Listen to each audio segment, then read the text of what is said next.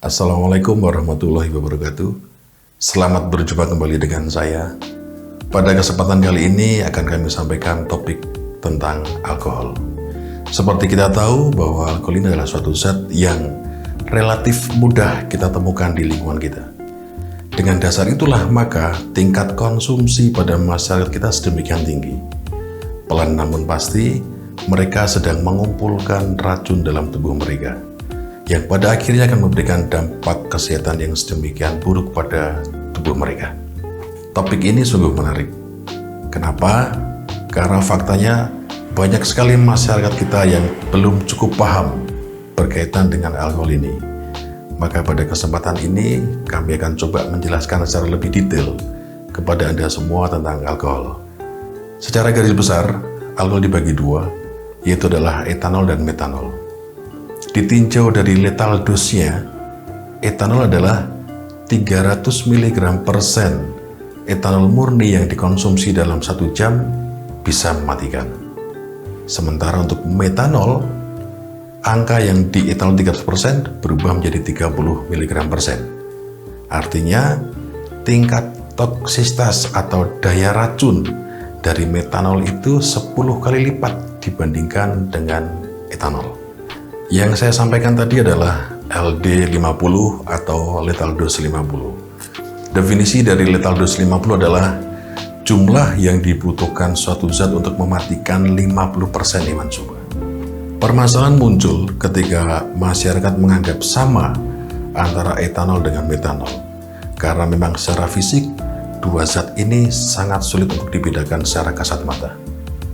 Maka ada kecenderungan bahwa masyarakat menganggap sama antara keduanya, karena memang hanya pada tataran tertentu bisa dibedakan di antara keduanya, yaitu melalui reaksi-reaksi kimia yang secara jelas menjadi pembeda di antara keduanya.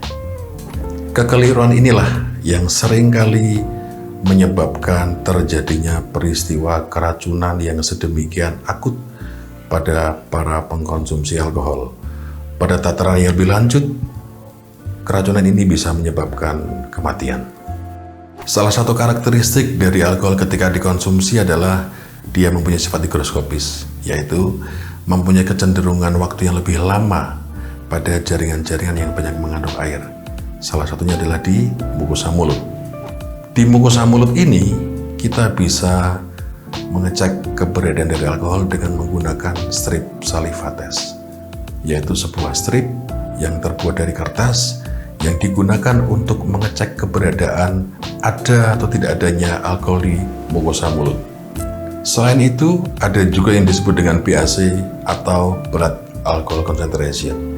Di BAC ini kita bisa berhitung secara kuantitatif dari kadar alkohol yang ada di dalam darah.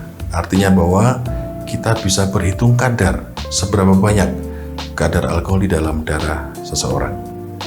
Setelah didistribusikan oleh darah, maka akan memasuki fase metabolisme. 80% metabolisme alkohol terjadi di hepar, 10%-nya terjadi di jaringan lainnya, dan 10%-nya lagi akan keluar dalam bentuk aslinya.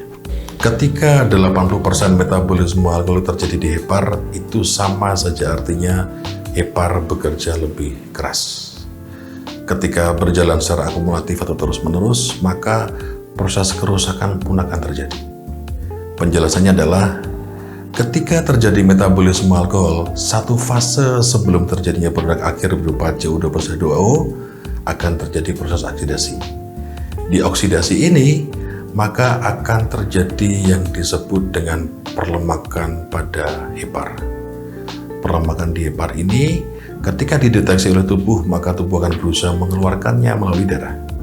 Maka pada seorang pecandu alkohol, kadar lemak dalam darah akan meningkat secara drastis. Ini yang disebut dengan hiperlipidemi. Perlemakan di hepar ini ketika terjadi secara terus-menerus akan menyebabkan yang disebut dengan sirosis. Sirosis adalah sebuah kerusakan hepar yang sedemikian kronis dan akan menyebabkan gangguan pada sistem metabolisme tubuh secara keseluruhan. Kerusakan di par yang berangsur memberat dan bersifat permanen inilah yang seringkali menyebabkan terjadinya kematian pada para pecandu alkohol. Setelah fase metabolisme selesai, maka berikutnya adalah fase ekskresi. Di fase ekskresi ini terjadi proses pembuangan dari fase metabolisme.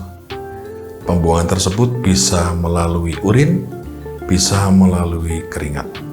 Teori mengatakan bahwa perbandingan kadar alkohol dalam darah dengan urin adalah 1:1,2. Artinya, ketika sudah tidak ditemukan kadar alkohol dalam darah, masih ada kemungkinan ditemukan 0,2 bagian di dalam urin. Dari saliva, dari darah, dan dari urin, kita akan bisa berhitung secara kualitatif dan kuantitatif berkaitan dengan kadar alkohol yang dikonsumsi oleh seseorang. Dari angka-angka itulah kita akan bisa menentukan kemungkinan risiko yang terjadi sebagai dampak dari konsumsi alkohol tersebut. Jika kemudian yang dikonsumsi adalah alkohol jenis metanol, maka potensi terjadinya keracunan akan jauh lebih tajam lagi. Kenapa? Karena dia memiliki letal dosis 50 yang jauh lebih kecil, yaitu 30 mg/sen. Selain itu, pada proses metabolisme dari metanol ini menghasilkan yang disebut dengan asam format. Asam format ini menyebabkan terjadinya asidosis pada darah, di mana darah akan berubah pH-nya menjadi asam. Asidosis inilah yang menyebabkan kematian. Jadi, kesimpulan akhirnya adalah alkohol merupakan satu zat yang sangat berbahaya untuk tubuh kita. Hentikan segera kebiasaan minum alkohol dan jangan biarkan tubuh kita menjadi sakit karena mengkonsumsinya. Wabillahi taufiq wal hidayah. Wassalamualaikum warahmatullahi wabarakatuh.